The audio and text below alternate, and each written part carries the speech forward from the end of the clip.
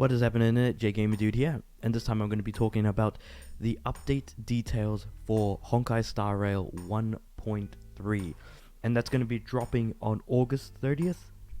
So we're not too far off, about 10 days from the day of me recording this. So I think I'm going to be putting this video the day after, so about 9 days away. And this one's gonna be a fun one, because this one's gonna last until October, but also if you've played until the end of the story, you're gonna see some very interesting characters sort of come up in the pulls that we're gonna be talking about. But let's just kind of jump into it. So as for our banners, we're going to be looking at Fushan.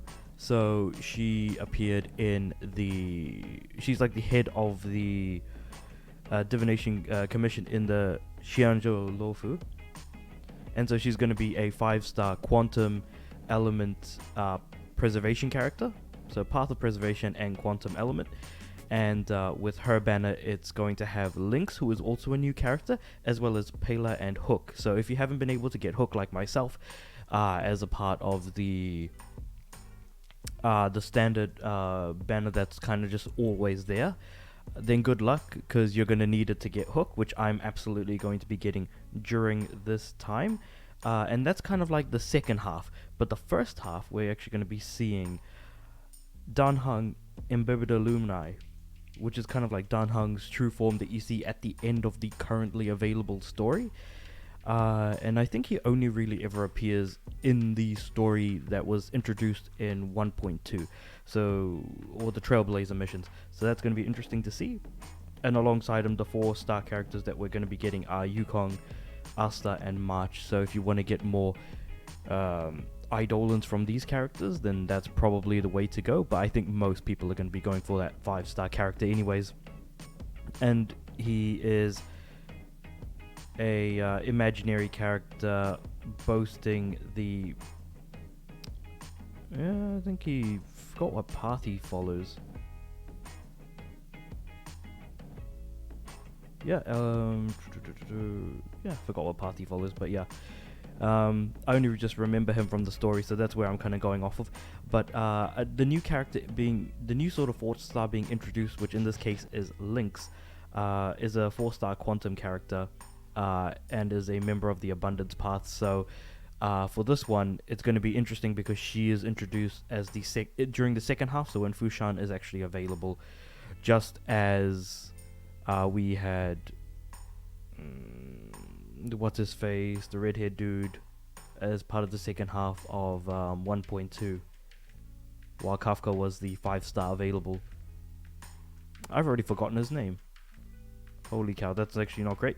But yeah, moving on from that, we are going to be getting some more events. So in this case, Simulated Universe event being the Swarm Disaster.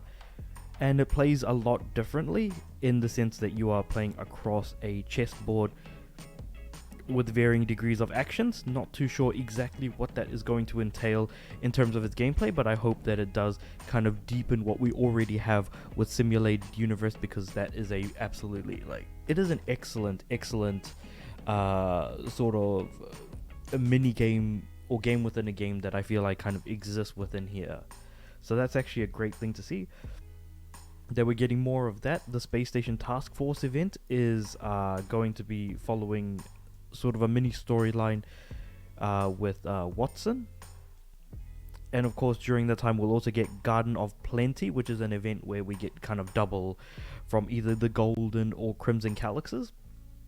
Maximum of 12 a day. So if you did say 6, then that would count as, if you paid 60 Trailblazer power, that would count as 6. So then you'd get double for that, and that would be 6 of the 12 for that day. But moving on from that, we also are going to be getting the Gift of Odyssey. So of course we get 10 free pulls as long as you log in on 7 different days throughout 1.3, as we did with 1.2 and 1.1. So that's all good stuff. That's a free 10 pull. And the thing that I've been most looking forward to is the increase of the Trailblaze power cap going from 180 to 240. Because the thing is, I've always been worried that my cap is going to be reached and I'm not going to be able to get any more Trailblaze power. Now there is a possibility that I only need to log in once a day instead of twice a day to make use of my Trailblaze power.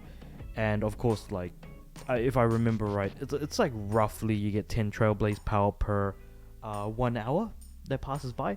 So that seems to be like a pretty good way to go about it. I hope that we are able to get more Trailblaze power, but increasing the power cap was a great addition. One thing that I didn't really think of when I was doing the surveys for this game as each new patch had ended, so honestly, that's more of a case of something that I didn't know I wanted until I actually ended up getting it. So hopefully that's going to be an exciting one. Other than that, we are also going to be getting some more Trailblaze missions, so like another sort of like mini chapter of missions. So that'll be exciting to look forward to. But yeah, so let me know what you guys think about this update in the comments below. Do you like the characters that are coming up? Because personally, for me, absolutely excited. Not for Fushan, but for Dan Heng's true form, the Imbibita Lunai. And also, cause he was an absolute, like, he was tearing up at the end of the story, just like all of the enemies and the bosses. It was very, very interesting to see that go. And also, you needed to have him in the, in your party anyways when you did fight the big boss lady at the end. So that's actually super interesting. Let me know about the event. I'm actually very much looking forward to personally the space station event. That's going to be interesting to see how that goes, and also the chess-like gameplay in the simulated universe. But of course, share your comments below. Like the video if you liked me talking about Honkai Star Rail, and if you'd like to see more, or if you've just made it to this point in the video, be very much appreciated. And subscribe to the channel because I'd like my videos to go out to more people. Seems like my views are certainly taking a dip from before, especially with the newer videos. So hopefully we can kind of reach out to more people and gauge a lot more people's interest on some of the stuff that I talk about, whether it be Yu-Gi-Oh, general gaming news, or in this case, Honkai Star Rail updates. But with all that said and done, I'll see you guys next time.